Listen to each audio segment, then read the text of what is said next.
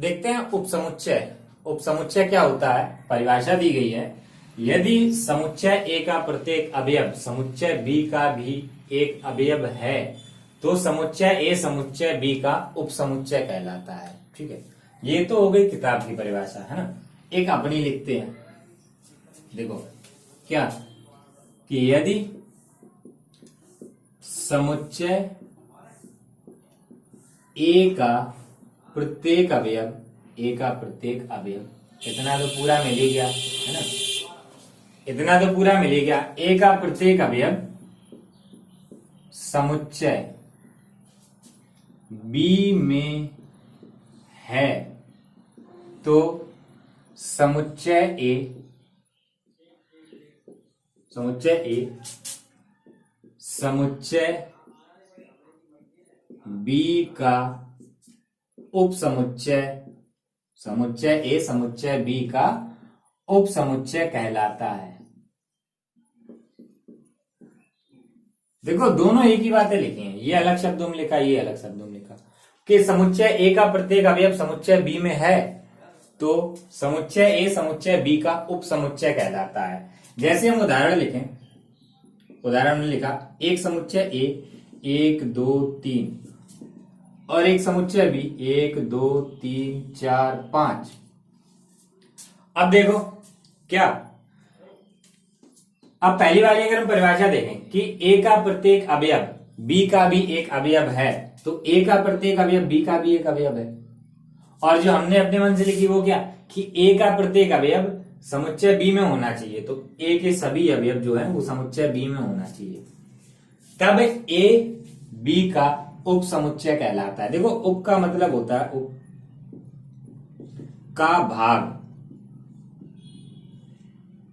उप का मतलब ये होता है, ठीक है, यानी कि उप समुच्चय बी का उप समुच्चय क्या ए बी का उप समुच्चय, या ऐसा लिखो ए जो है ए उप समुच्चय बी का, ए उप समुच्चय बी का, इसका मतलब ए एक भाग है बी का, ए भाग है बी का। और देखो भाई हम इतना अलग कर दें तो ये बन जाएगा, है ना, यही तो है, इतना अलग कर दें तो ये तो बन जाएगा, यही तो बनेगा। ठीक है, तो देखो ये तो हो गया हिंदी में। अब गणित में कैसे लिखा जाता है, तो गणित में लिखते हैं, यहां लिखेंगे निरूपण, कैसे प्रदर्शित किया जाता है। जब ए उपसमुच्चय होगा बी का, है ना, ये सी जैसा होता है लेकिन थोड़ा लंबा होता है, ठीक है, ये क्या लिखा ए उपसमुच्चय बी का, है ना, इसको हम क्या लिख सकते हैं, यहां पे देखो ए उपसमुच्चय बी का, ऐसा, ठीक है। और अगर ये हो कि उपसमुच्चय नहीं है, जैसे मान लो कि दूसरा उदाहरण, ये तो था पहला, और दूसरा उदाहरण हम लिखें क्या कि ए दे दिया 1 2 3 और बी दे दिया गया 2 3 4, 2 3 4, एक और बढ़ाओ चाहो तो बढ़ा लो या इतना ही रखो 5। अब देखो क्या 2 3 तो है लेकिन एक नहीं है, और परिभाषा में क्या लिखा कि ए का प्रत्येक अवयव बी में होना चाहिए, ए का प्रत्येक अवयव बी में होना चाहिए। अब एक तो है नहीं तो ये उपसमुच्चय नहीं हुआ, और इसे लिखेंगे क्या ए उपसमुच्चय नहीं बी का, है ना। अगर नहीं है तो काट दो भाई, जैसे बराबर है बराबर लगाओ, बराबर नहीं है तो बराबर नहीं, अंदर है तो बिलोंग्स टू, नहीं है तो डज नॉट बिलोंग्स टू। ऐसे ही ए उपसमुच्चय नहीं है बी का, ठीक है, ए उपसमुच्चय नहीं है बी का, इसको लिखेंगे ए उपसमुच्चय नहीं बी का, है ना, ऐसे लिखा जाता, ठीक है। और देखो उपसमुच्चय को इंग्लिश में कहते हैं सबसेट। अच्छा, सबसेट बोलना इजी होता है तो कई बार ऐसा होगा कि हम अंग्रेजी शब्द का ही प्रयोग करेंगे, ठीक है, इसे directly A subset of B, है ना, ए उपसमुच्चय बी का या ए सबसेट ऑफ बी, इतना ही बोल दो। तो इतना नोट करो, फिर हम देखते हैं इसके बारे में और भी कुछ।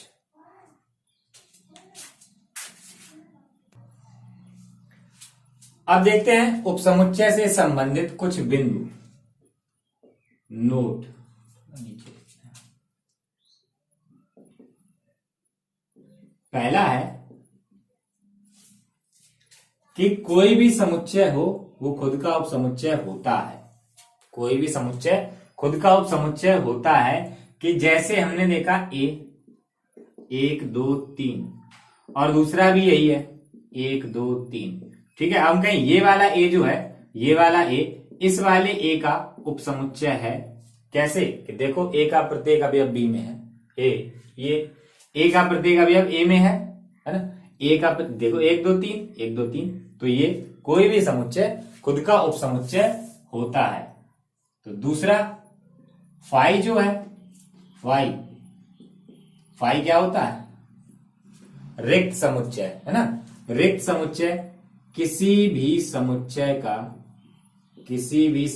का उपसमुच्चय होता है। फाई किसी भी समुच्चय का उपसमुच्चय होता है। कोई भी समुच्चय हो वो उसका उपसमुच्चय होगा। ठीक है, फाई किसी भी समुच्चय का उपसमुच्चय होता है। ठीक है भाई, देखो हमने लिखा फाई क्या होता है? रिक्त समुच्चय है ना।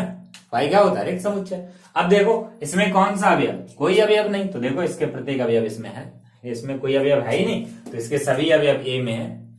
तो कोई भी समुच्चय हो उसका उपसमुच्चय फाई तो होता ही होता है, फाई तो होना ही है उसका। ठीक है, और तीसरा बिंदु है यदि ए उपसमुच्चय हो जाए बी का, और ये एंड होता है एंड, ठीक है, बी उपसमुच्चय हो जाए ए का, तब ए बराबर बी होगा। ठीक है, कभी भी दो समुच्चय बराबर सिद्ध करने होंगे तो हम यही करेंगे, ए उपसमुच्चय बी का, बी उपसमुच्चय ए का। ठीक है, और अगर दो समुच्चय बराबर हैं तो एक दूसरे के उपसमुच्चय होंगे। ये जो चिन्ह होता है ये होता है यदि और केवल यदि।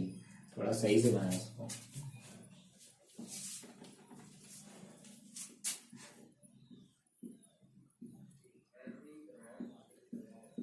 यदि और केवल यदि, ये इसका चिन्ह होता है। ठीक है, तो जैसे हम देखें उदाहरण, क्या एक हमने समुच्चय लिखा 1 2 3, ठीक है, और एक बी समुच्चय ऐसा लिखेंगे कि ए जो है बी का उपसमुच्चय हो, 1 2 3 4, ऐसा हमने लिख लिया। तो देखो पहली वाली कंडीशन तो है कि ए बी का उपसमुच्चय है, लेकिन दूसरी भी देखो दोनों एक साथ होनी चाहिए, दोनों एक साथ। बी ए का उपसमुच्चय यानी कि बी का प्रत्येक अवयव ए में होना चाहिए। अब ए का प्रत्येक अवयव बी में, बी का प्रत्येक अवयव ए में है, और सबके सब अवयव मिल गए यानी कि ए बराबर बी। ठीक है, तो ये तो हो गए बिंदु। अब हम देखेंगे कुछ और देखते हैं। तो वीडियो पॉज करके ही नोट करो, फिर हम देखते हैं इसको क्या हम करने वाले हैं आगे। ठीक है, वीडियो पॉज करके ही नोट कर लो।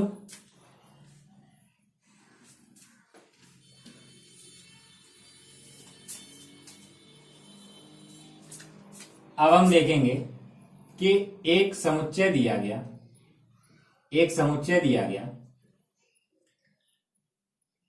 1 2। अब कह दिया गया कि ये बताओ इसके कितने उपसमुच्चय होंगे। एक समुच्चय ए दिया गया और कहा गया कि ये बताओ इसके कितने उपसमुच्चय होंगे। अब हमें ये बताना कि इसके कितने उपसमुच्चय होंगे। तो कैसे बताएं? इसके अलग अलग भाग करने। ठीक है, तो देखो किसी भी एक समुच्चय के उपसमुच्चय लिखना, किसी भी एक समुच्चय के उपसमुच्चय लिखना है तो क्या करना? सबसे पहला हमने क्या लिखा था? फाई किसी भी समुच्चय का उपसमुच्चय होता, फाई किसी भी समुच्चय का उपसमुच्चय होता, तो सबसे पहले तो फाई लिख दो, सबसे पहले फाई। ठीक, उसके बाद एक एक एलिमेंट लो और फिर एक बढ़ाओ, 1 2, और यहां पे पूरा खत्म। यानी कि इसके 4 उपसमुच्चय निकले। ये तो था पहला। अच्छा, एक और दिया जाए, एक बी समुच्चय दिया गया, 1 2 3। अब कह दिया कि बताओ भाई इसके उपसमुच्चय लिखो। उपसमुच्चय लिख के दिखाओ, इसके कौन कौन से आएंगे, कौन कौन से उपसमुच्चय आएंगे। तो क्या करना, सबसे पहले तो आंखें बंद करो और फाई बनाओ। ये हो गया।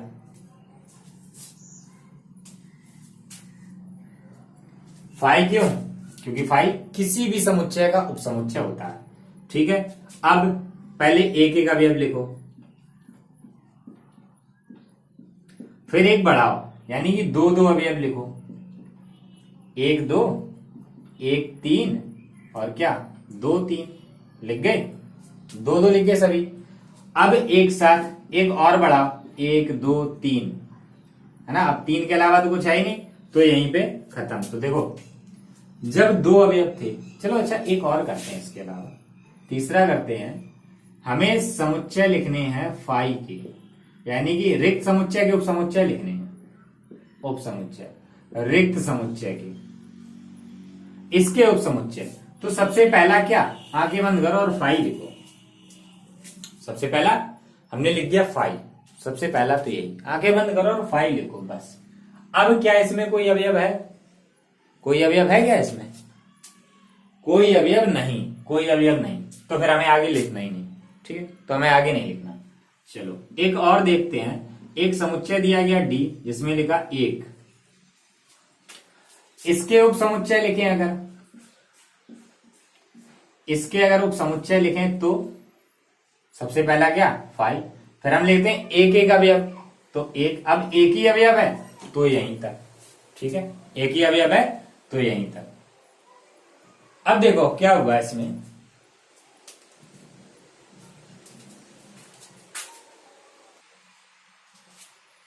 तो देखो जब एक भी अवयव नहीं था, खाली समुच्चय, रिक्त समुच्चय, जब एक भी अवयव नहीं था तो उपसमुच्चय कितने आए? 1, है ना। एक ही तो आया। हम अब यहां गिन रहे हैं कि कितने आए। जब एक भी अवयव नहीं था तब एक उपसमुच्चय। ठीक है, जब एक अवयव था तो उपसमुच्चय कितने? 2। जब 2 अवयव हुए, 2 अवयव, तो उपसमुच्चय कितने? 1 2 3 4। 2 अवयव हुए तो 4 उपसमुच्चय आए। और जब अवयव 3 हो गए तो 1 2 3 4 5 6 7 8, 8 उपसमुच्चय आए। तो हम क्या लिखें अब हम यहां लिखेंगे उपसमुच्चयों की संख्या। उपसमुच्चयों की संख्या, उपसमुच्चयों की संख्या कितनी होती है किसी भी समुच्चय में? उपसमुच्चयों की संख्या कितनी होती है? तो देखो लिखेंगे, यदि ऐसे लिखो, यदि किसी समुच्चय, यहां लाइन की रहे, यदि किसी समुच्चय में m अवयव हैं, m अवयव हैं, तब उसके उपसमुच्चयों की संख्या, उपसमुच्चयों की संख्या, उपसमुच्चयों की संख्या होगी क्या? 2 की पावर m। जितने भी अवयव है वो 2 की घात में लिख दो। देखो कैसे, हम अभी चेक करते हैं ये सही है कि नहीं। इसमें एक भी अवयव नहीं थे, अवयवों की संख्या 0 और 2 की घात 0 का मान 1, है ना। अब इसमें एक अवयव तो 2 की घात 1, 2 की घात 1 का मान 2, 2 उपसमुच्चय। जब 2 अवयव हुए तो 2 अवयव, 2 की घात 2, है ना। अवयवों की संख्या 2 की घात पे लिखनी है, अवयवों की संख्या 2 की घात पे लिखनी है, तो 2 की घात 2 कितना है? 4, 4 है ना। और जब 3 अवयव हुए तो 2 की घात 3 करो, देखो 8 होता कि नहीं होता। यानी कि अवयवों की संख्या 2 की घात पे लिखो और जो आ जाए उतने ही उपसमुच्चय होंगे। जैसे हमने किसी समुच्चय में, एक हमने समुच्चय लिखा f, 1 2 3 4 5 6। इसके उपसमुच्चय कितने होंगे? इसके उपसमुच्चयों की संख्या 2 लिखो और अभी आप गिनो कितने? 6।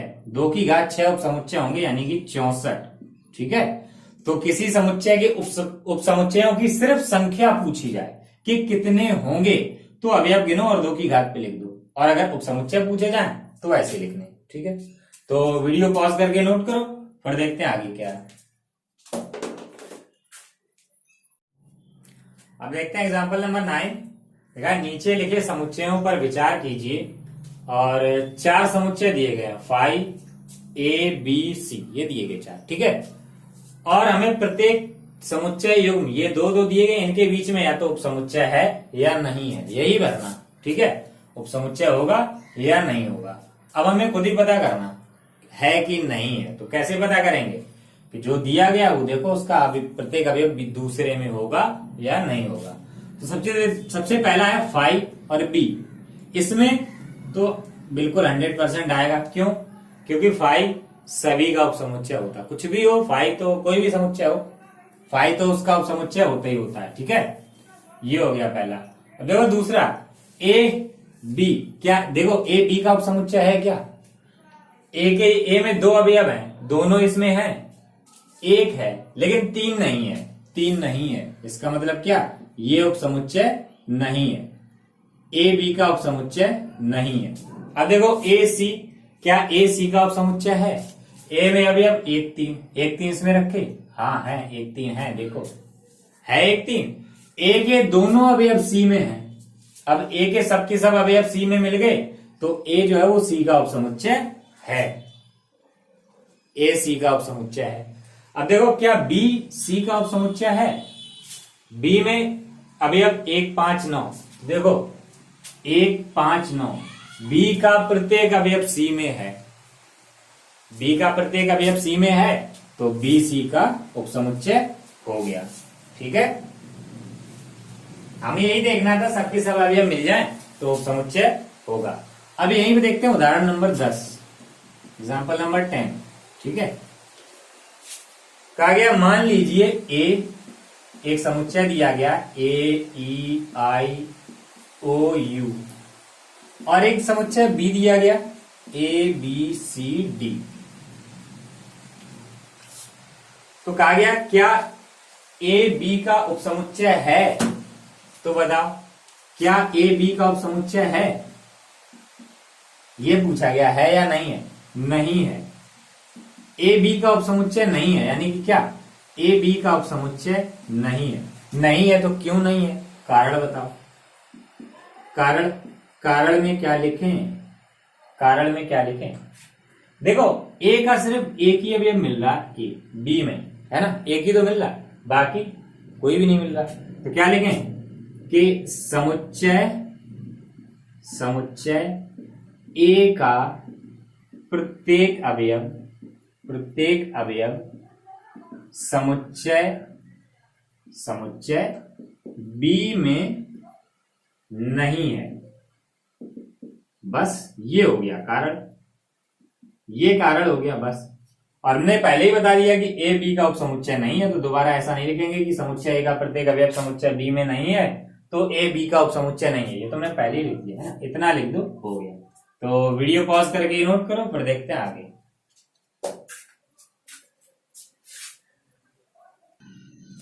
अब देखते हैं एग्जांपल नंबर 11।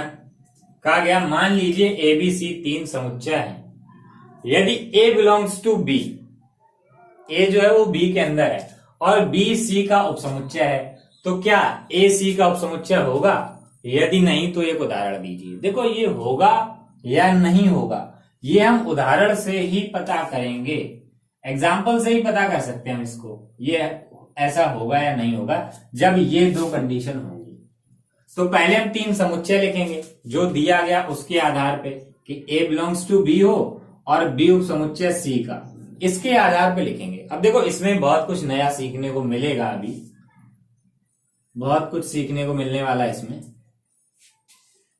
एक समुच्चय हमने लिखा ए, क्या 1 2, ठीक, ये ए लिख गया। अब हमें एक समुच्चय बी लिखना है जिसके अंदर समुच्चय ए होगा। 1 2, ये समुच्चय ए आ गया। कुछ और लिख लो, 3 4।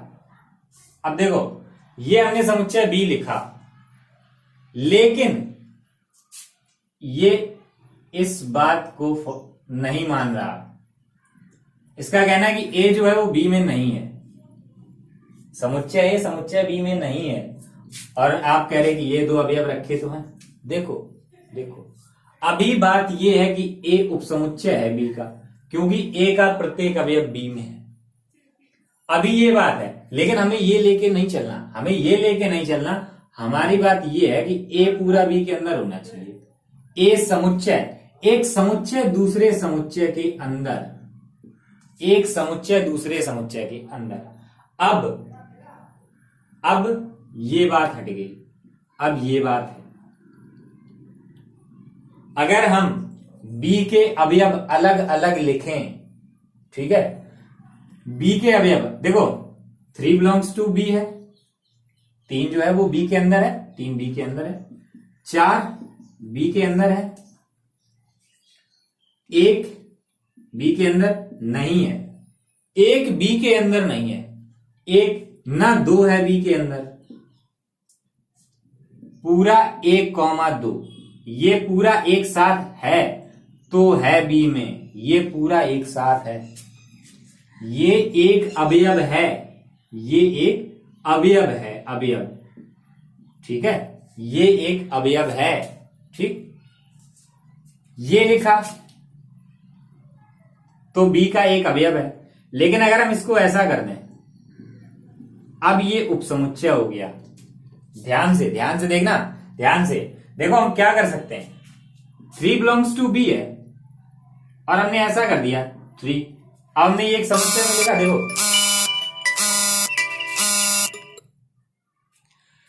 ये हमने एक समुच्चय में लिखा, ये एक समुच्चय में लिखा, और देखो 3 बी के अंदर है। अब समुच्चय के अंदर वाले की बात कर रहे, तो ये बी का उपसमुच्चय हुआ, तो ये बी का उपसमुच्चय हुआ। ऐसे ही अगर हम 4 देखें, 4 बी का अवयव है, लेकिन यही 4 अगर हमने समुच्चय में लिख दिया तो ये बी का उपसमुच्चय है। ऐसे ये समुच्चय 1,2 बी का अवयव है, लेकिन हमने इसे समुच्चय के अंदर लिख दिया अगर, तब उपसमुच्चय होगा ये, ठीक है। तो ये चीजें भी नोट करना इनको, है ना। वीडियो पॉज करके नोट करो और फिर हम करते हैं इस पे बात।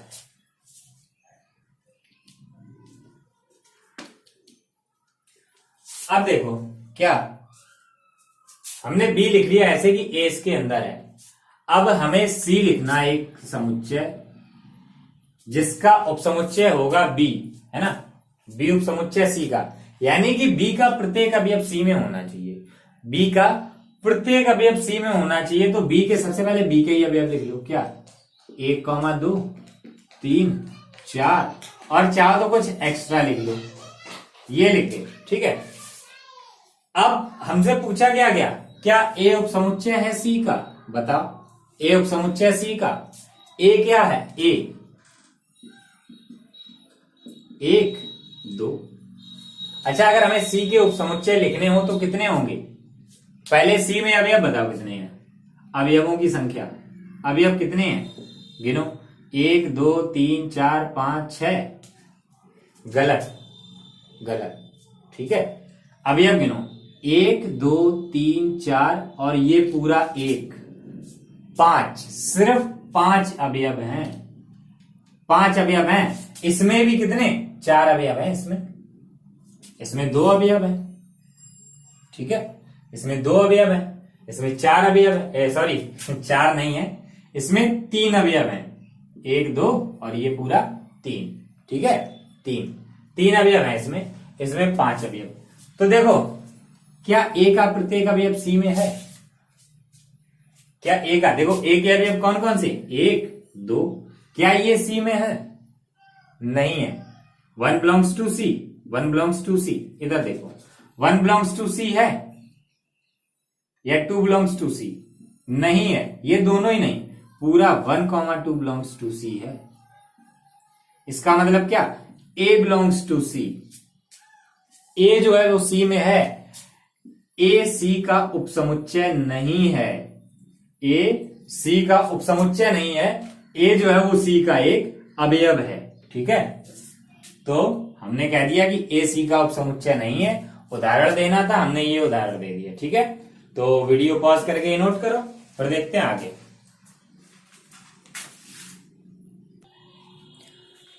अब देखेंगे वास्तविक संख्याओं के उपसमुच्चय कौन कौन से होते हैं, है ना। वास्तविक संख्याओं के उपसमुच्चय, देखो वास्तविक संख्याएं, वास्तविक संख्याएं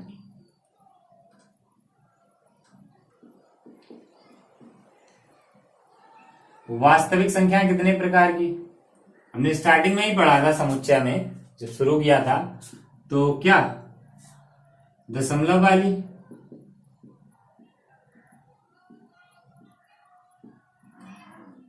चलो यहां बिना दशमलव वाली लिखते हैं, बिना दशमलव वाली और दशमलव वाली, बिना दशमलव वाली और दशमलव वाली।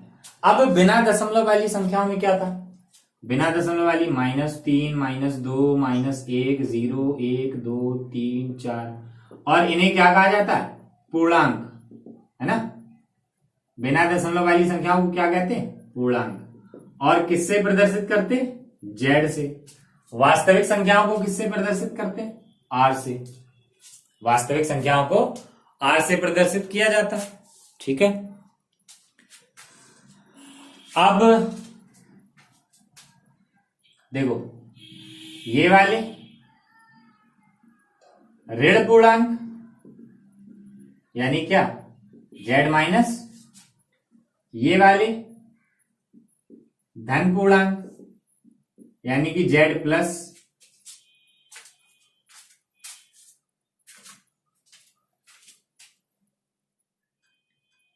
धन पूर्णांक, है ना। और शून्य को क्या कहते हैं, शून्य पूर्णांक, ये जेड प्लस। अब धन पूर्णांक कहो या प्राकृत संख्याएं, प्राकृत या प्राकृतिक, ठीक है, प्राकृत संख्याएं नेचुरल नंबर्स एन से प्रदर्शित करते हैं, है ना, 1 2 3 4 5। और इन्हीं में अगर प्राकृतिक संख्या में जीरो और लेने, कौन कौन सी, 0 1 2 3, तो ये क्या होती हैं, पूर्ण संख्याएं, पूर्ण संख्याएं। और इन्हें किससे प्रदर्शित करते हैं, W से। ठीक है, तो ये तो हो गए W, ठीक है, ये तो हो गए बिना दशमलव वाले। अब दशमलव वाले में कौन कौन सी होती हैं, शांत दशमलव, अब वापस संख्याएं नहीं लिखेंगे, ठीक है, जैसे उसमें लिखी थी। दूसरा अशांत आवर्ती, और तीसरा अशांत अनावर्ती, अशांत अनावर्ती। ठीक है, तो देखो शांत और अशांत आवर्ती मिला के कौन सी बनती हैं, परिमेय, परिमेय संख्या। और अशांत अनावर्ती अपरिमेय। परिमेय संख्याओं को Q से प्रदर्शित किया जाता, अपरिमेय को T से प्रदर्शित किया जाता। अब परिमेय संख्याएं कौन सी होती हैं, जो इस रूप में आ जाएं, वही तो होती हैं जहां P और Q दोनों ही पूर्णांक होते हैं और Q 0 नहीं होता, बस होंगे दोनों पूर्णांक, बस Q 0 नहीं होगा। और उसके बाद हमने देखा था कि जितने भी पूर्णांक होते हैं सबके सब परिमेय संख्याएं होती है, सबके सब परिमेय होते हैं ना। तो किसी भी पूर्णांक के बटे में 1 लिखा होता, 3/1, 2/1, है ना, -100/1, 1000 1/1, है ना। तो जितने भी पूर्णांक होते हैं सबके सब परिमेय संख्याएं तो होते ही होते हैं। अब देखो क्या कि हमने सबसे पहले लिखा क्या, धन पूर्णांकों का समुच्चय। अब हम धन पूर्णांक जेड प्लस नहीं, प्राकृतिक संख्याएं लेंगे, प्राकृतिक संख्याओं का समुच्चय, प्राकृतिक संख्याओं का समुच्चय क्या, 1 2 3 4 ... है ना। और उसके बाद हमने लिया पूर्ण संख्याओं का समुच्चय, पूर्ण संख्याओं का समुच्चय भाई ये n और ये w। तो देखो क्या n का प्रत्येक अवयव w में है? भाई देखो इसमें 1 से शुरू हो रही गिनती, यहां 0 से स्टार्ट हो रहा, w में 0 से, n में 1 से है, और आगे जितने लिख पाओ जितने लिख पाओ। इसका मतलब क्या कि n का प्रत्येक अवयव w में है, n का प्रत्येक अवयव w में है। इसका मतलब क्या, n उपसमुच्चय हुआ w का, प्राकृतिक संख्या पूर्ण संख्याओं का उपसमुच्चय। ठीक है, ठीक। तो अब हम देखते हैं क्या, पूर्णांकों का समुच्चय, -3, -2, -1 और डॉट डॉट और यहां लिखना 0, 1, 2, 3। अब देखो क्या n का प्रत्येक अवयव z में है? ये देखो पूर्णांकों से ही तो हमने ये निकाले हैं, पूर्णांकों से ही तो निकाले हैं, है ना भाई। पूर्णांकों में से हमने 1 से लेके आगे तक के ले लिए तो प्राकृतिक संख्या है, और 0 से आगे तक के ले लिए तो पूर्ण संख्या है। तो n का प्रत्येक अवयव देखो है, यानी कि n उपसमुच्चय z का, और w का प्रत्येक है तो w भी उपसमुच्चय z का, यानी कि ये दोनों उपसमुच्चय हुए z के, दोनों ही उपसमुच्चय हुए z के। ठीक है, ठीक है। अब उसके बाद हमें पता चला कि ये जितनी भी संख्याएं हैं वो सबकी सब परिमेय हैं, परिमेय संख्या है ना। परिमेय संख्याओं को हम रोस्टर रूप में नहीं दिखा सकते जैसे हमने ये लिखा, क्योंकि कोई भी संख्या इस रूप में होती है तो हम कैसे दिखाएं, कितनी लिखेंगे, कितनी लिखें भाई, 1.1 और 1.2 ले लो या 3 ले लो, इनके ही बीच में अनंत संख्याएं अनगिनत हैं, तो हम कैसे पता करें कि इनके बीच में कौन सी होंगी, 1 और 1 के, -1 के बीच में भाई कितनी लिखेंगे। इसलिए हम इसे रोस्टर रूप में नहीं लिख सकते हैं, समुच्चय निर्माण में लिखा जाता है, तो वैसे हम लिखेंगे नहीं। बस हम यही देखते हैं कि क्या अब परिमेय संख्याओं का क्या रोल आया इसमें। देखो परिमेय संख्याएं जितनी भिन्न है वो तो है ही है, और जो पूर्णांक लिखे हैं भाई, जब हम परिमेय संख्याओं को कुछ लिखे, मान लो 2/3, 1, 2, 5/4, 3/2, है ना, तो सबके सब पूर्णांक भी आएंगे, पूर्णांक भी आएंगे, भिन्न भी आएंगे। तो जितने भी पूर्णांक हैं वो सबके सब परिमेय संख्याओं में होंगे, और भिन्न एक्स्ट्रा है ही है। पूर्णांक तो है ही है और उसमें भिन्न भी रखी है, दशमलव वाले भी रखे ना। तो क्या पूर्णांक जो है वो हाँ लिख दें कि जो पूर्णांक है वो परिमेय संख्याओं का उपसमुच्चय, पूर्णांक जो है वो परिमेय संख्याओं का उपसमुच्चय होता है। पूर्णांकों का समुच्चय जो होगा वो परिमेय संख्याओं का उपसमुच्चय। और कोई भी समुच्चय हो संख्याओं वाला, संख्याओं का कोई भी समुच्चय हो, वो वास्तविक संख्याओं का उपसमुच्चय तो होता ही होता है। ठीक है, वो वास्तविक संख्याओं का उपसमुच्चय तो होता ही है, कोई भी हो। ठीक है, एक तो ये मिल गया, ये चेन याद रखनी है। अब इनमें से कोई भी 2 उठा लो, सीरियल में कोई भी 2, वो सही निकलेगा बिल्कुल। जैसे हम डायरेक्टली यही उठा लें, n उपसमुच्चय r का, तो देखो n का प्रत्येक अवयव r में है, r सही तो निकला है, r सही तो निकला, तो n का प्रत्येक अवयव r में है भाई। w belongs to q, w उपसमुच्चय q का, w सबसेट ऑफ q, तो देखो w का प्रत्येक अवयव आया तो r से ही है, q से, है ना। पूरा ये परिमेय संख्या लिखी सबकी सब, तो कोई भी 2 उठा लो इनमें से सीरियल में। ऐसा नहीं करना कि r पहले लिख दो फिर n बाद में लिखो, r पहले लिख दो n बाद में लिखो, ऐसा नहीं करना। ठीक है, सीरियल में ही लो। तो ये तो एक मिल गया। अब देखते हैं दूसरा क्या, एक रह गया, कौन सा, अपरिमेय वाला। और अपरिमेय जो है वो सिर्फ वास्तविक संख्याओं का उपसमुच्चय है और किसी से इसका कोई संबंध नहीं है। ठीक है, और किसी से इसका कोई संबंध नहीं है, तो ये 2 याद कर लो, बाकी सबके सब अपने आप हो जाएंगे। ठीक है, अच्छा एक चीज मैंने स्टार्टिंग में लिखाई थी, वो कुछ एक रह गया था। इसमें क्या होता, क्या पढ़ते हैं इसको, ए उपसमुच्चय बी का, है ना। और अगर इसे ऐसा लिखें, देखो एक ही बात लिखी है दोनों में। ठीक है, ए उपसमुच्चय बी का, इसमें भी वही लिखा, लेकिन इसमें पढ़ने का तरीका थोड़ा बदल जाएगा। जब ए बी का उपसमुच्चय होगा तो बी होता है बी अधिसमुच्चय, अधिसमुच्चय ए का, है ना। अधिसमुच्चय, देखो उपसमुच्चय को कहते हैं क्या, सबसेट। अधिसमुच्चय को कहते हैं सुपरसेट, सुपरसेट, ठीक है। जब ए बी का उपसमुच्चय होगा तो बी ए का अधिसमुच्चय होगा। तो वीडियो पॉज करके नोट करो, फिर देखते हैं आगे इसमें कुछ।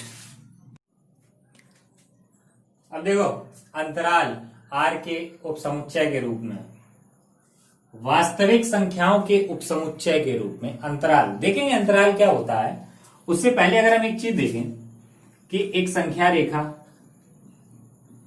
इधर क्या प्लस अनंत और इधर माइनस अनंत, तो 1 2 3 4, है ना। इधर -1 -2 -3 -4, ऐसे ही लिखते जाओ। तो इसमें अगर हम कहें एक भाग उड़ा लो इसमें से 1 से 3, 1 से 3, ठीक है, 1 से 3, तो हमने लिखा कि x एक वास्तविक संख्या है और x का मान क्या, x का मान 1 से बड़ा और 3 से छोटा, 1 से बड़ा 3 से छोटा। तो अभी हमने समुच्चय निरूपण की 2 विधियां सीखी थी। कौन कौन सी, एक समुच्चय निर्माण विधि, दूसरे समुच्चय निर्माण रूप और एक रोस्टर रूप। यहां एक तीसरा आया, अंतराल, अंतराल, ठीक है, अंतराल। अब देखो इसमें क्या है, यहां क्या लिखा कि x का मान जो है, x का मान 1 से 3 तक, 1 से बड़ा और 3 से छोटा, 1 से 3 तक नहीं है, 1 से 3 तक नहीं है, ठीक है। 1 से 3 तक ये होगा, इसमें क्या 1 से बड़ा, 1 नहीं लेना, 1 से बड़ा लेना, ठीक है। 1 नहीं है, 1 से बड़ा है और 3 से छोटा। अब हम इस चीज को संख्या रेखा पर कैसे दिखाते हैं, ये फर्स्ट ईयर में पढ़ाया गया, कि संख्या रेखा पर कैसे दिखाते हैं इसको। तो देखो, जब ये सिंगल वाले होंगे तो गोला बनाने, और बराबर भी आ जाए इसमें तो डार्क कर दो यही गोला।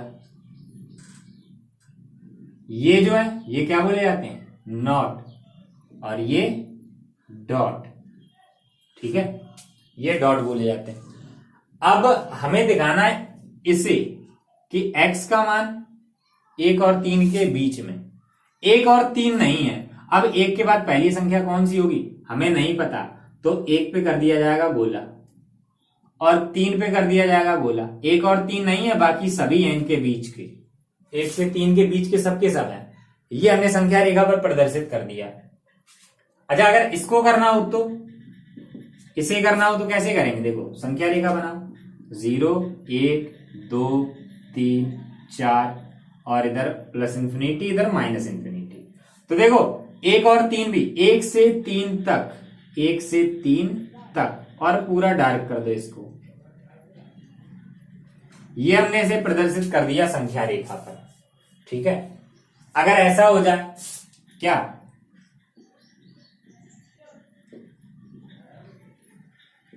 एक less than equal x less than 3, x का मान 1 और 1 से बड़ा लेकिन 3 से छोटा, तो देखो 0 1 2 3 4, एक्स का मान 1 और 1 से बड़ा है, 3 से छोटा। देखो जहां दोनों लगे हो वहां डॉट बनाओ बस, और जहां सिंगल साइन हो वहां नॉट बना दो, और ये कर दो डार्क, बस ये बन गया, ठीक है, ये बन गया। और एक और कंडीशन ऐसी क्या, x का मान 1 से बड़ा और 3 तक, 1 से बड़ा और 3 तक, तो इसको कैसे दिखाएंगे, 0 1 2 3 4 प्लस इंफिनिटी माइनस इंफिनिटी। और देखो 1 पे सिर्फ ग्रेटर देन का लेस देन का लगा तो नॉट बनाओ, और 3 पे दोनों लगे तो डॉट बनाओ। 1 से 3, इसमें है कि 1 नहीं है, 1 से बड़ा है, 1 से बड़ी पहली कौन सी संख्या होगी हमें नहीं पता, तो हम किसे करेंगे, है ना, किस पे लाइन बनाए, कहां से डार्क करना स्टार्ट करें, तो इसलिए वहां गोला बना दिया जाएगा। इसका मतलब 1 नहीं है, 1 के बाद जो पहली संख्या आएगी वही। अब देखो 1 और 3 के बीच में कितनी वास्तविक संख्याएं हैं? भाई जब कहा कि 1.1 और 1.2 के बीच अनंत संख्या है तो 1 और 3 के बीच में कितनी होंगी? भाई इनके बीच में भी तो अनंत ही तो होंगी। ठीक है, तो ये तो है संख्या रेखा पर प्रदर्शित करना, लेकिन हमारा काम क्या था? अंतराल। अंतराल, अब देखो अंतराल में क्या होता है? अंतराल में कोष्ठक होते हैं, ये छोटा कोष्ठक, ये बड़ा कोष्ठक, है ना? ये छोटा कोष्ठक, ये बड़ा कोष्ठक। इसको क्या करते हैं, थोड़ा दूर बनाते हैं इसको।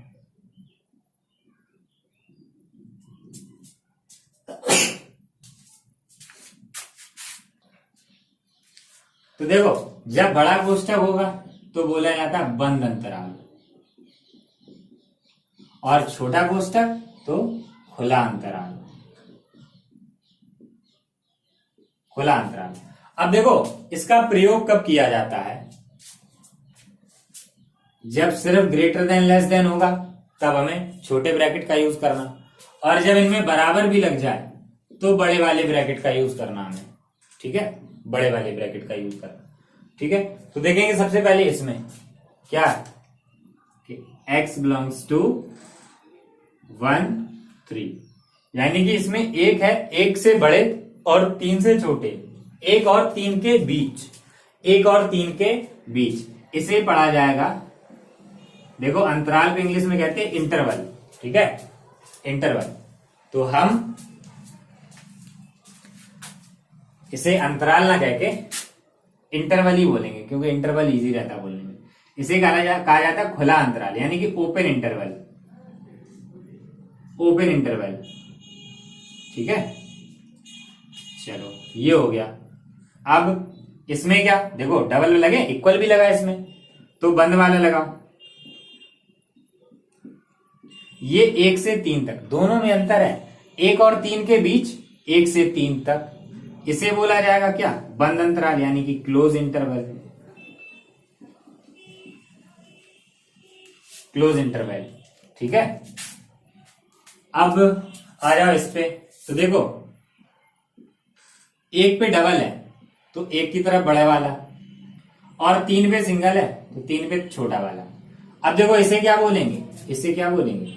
एक तरफ बंद है यानी कि क्लोज, क्लोज, और दूसरी तरफ खुला, ओपन।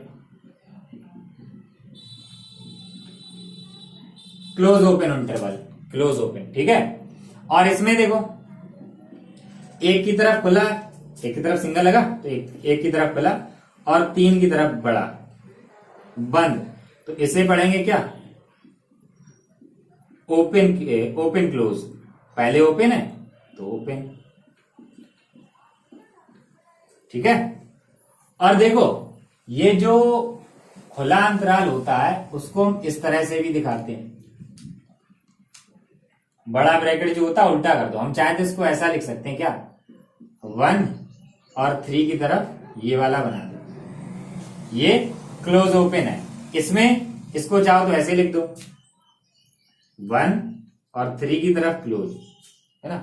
हम इसे चाहे तो ऐसे लिख सकते हैं क्या? x बिलोंग्स टू 1 3, ये ओपन इंटरवल है। ठीक है, तो ये हो गया इंटरवल, और 4 तरह के बनते हैं इंटरवल। तो वीडियो पॉज करके नोट करो, फिर देखते हैं आगे 2 चीजें और हैं बस। अब देखते हैं घात समुच्चय। देखो घात समुच्चय क्या होता है, बिल्कुल सरल है। क्या? किसी समुच्चय के, किसी समुच्चय ए के ले लो, किसी समुच्चय ए के सभी उप समुच्चयों से बना समुच्चय ए का घात समुच्चय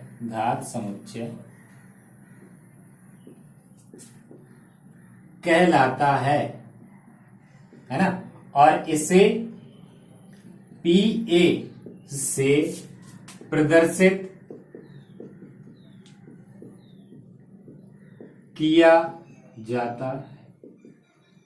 किसी समुच्चय ए के सभी उप समुच्चयों से बना समुच्चय ए का घात समुच्चय कहलाता है और इसे पी ए से प्रदर्शित किया जाता है। देखो घात समुच्चय को इंग्लिश में कहते हैं पावर सेट, इसलिए पी ए से प्रदर्शित किया जाता है। जैसे एक उदाहरण लिखें क्या कि एक समुच्चय दिया गया ए, 1 2, बस ज्यादा भी अब नहीं लेंगे। अब कहा गया कि इसका घात समुच्चय पता करो, इसका घात समुच्चय पता करो। तो घात समुच्चय पता करने के लिए सबसे पहले इसके उप समुच्चय लिखो। अब इसके उप समुच्चय सबसे पहला 5, फिर एक अवयव और इसके बाद अवयव बढ़ाओ, तो यहीं पे खत्म। तो ये जितने भी उप समुच्चय आए उन्हें एक समुच्चय के अंदर लिख दो, बन गया ए का घात समुच्चय, बन गया ए का घात समुच्चय। ठीक है, तो अब एक चीज और लिखेंगे हम यहां, क्या घात समुच्चय में अवयव या अवयवों की संख्या, घात समुच्चय में अवयवों की संख्या कितने अवयव होंगे। अब घात समुच्चय में कितने अवयव होंगे भाई, ये उप समुच्चयों का समुच्चय होता, तो जितने उप समुच्चय होंगे उतने ही तो अवयव आएंगे घात समुच्चय में। जितने अवयव, जितने ए के उप समुच्चय होंगे उतने ही तो आएंगे इसमें अवयव। भाई उप समुच्चयों का समुच्चय है तो जितने अवयव उतने ही, जितने उप समुच्चय उतने ही अवयव। और जहां यहां क्या लिख दें, जहां एम समुच्चय ए के अवयवों की संख्या, अवयवों की संख्या। ठीक है, तो ये हो गया घात समुच्चय। तो वीडियो पॉज करके नोट करो, फिर देखते हैं अगला। अब देखते हैं सार्वत्रिक समुच्चय, इंग्लिश में कहते हैं यूनिवर्सल सेट, और इसे यू से प्रदर्शित किया जाता है जब कोई समुच्चय दिया ना जाए ना, उसके लिए कोई विशेष समुच्चय ना दिया जाए तो यू से प्रदर्शित करते हैं, लेकिन अगर दिया जाएगा तो हम नहीं करेंगे। ठीक है, तो देखो सार्वत्रिक समुच्चय क्या होता है कि किसी संदर्भ में भाई किसी की बात चल रही है ना, किसी संदर्भ में सबसे बड़ा समुच्चय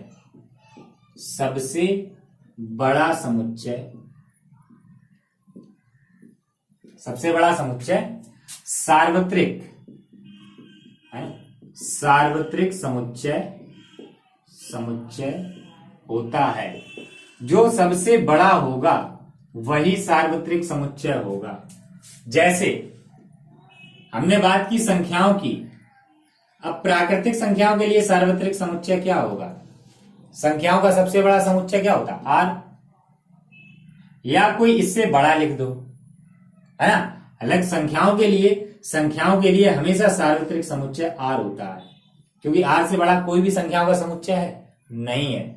और क्वेश्चन में तो ऐसा होगा कि वो लोग देंगे 2 समुच्चय देंगे, बताना होगा कौन सा सार्वत्रिक। अलग सार्वत्रिक पूछा ही नहीं जाता, वो देते हैं एक सार्वत्रिक समुच्चय। ठीक है, तो किसी भी संदर्भ में बात चल रही हो, मान लो ले लिया जाए कि समबाहु त्रिभुजों का समुच्चय, समबाहु त्रिभुजों के समुच्चय के लिए सार्वत्रिक क्या होगा, सार्वत्रिक समुच्चय सभी त्रिभुजों का समुच्चय, जितने भी त्रिभुज होते हैं सभी का समुच्चय। ठीक है, हमने यहां त्रिभुज के बारे में बात की, तो सबसे बड़ा क्या, सभी त्रिभुज ले लो एक साथ, सभी त्रिभुज एक साथ ले लो, सबसे बड़ा समुच्चय बन गया। ठीक है, तो ये होता सार्वत्रिक समुच्चय। तो वीडियो पॉज करके नोट करो, फिर हम चलते हैं एक्सरसाइज पे।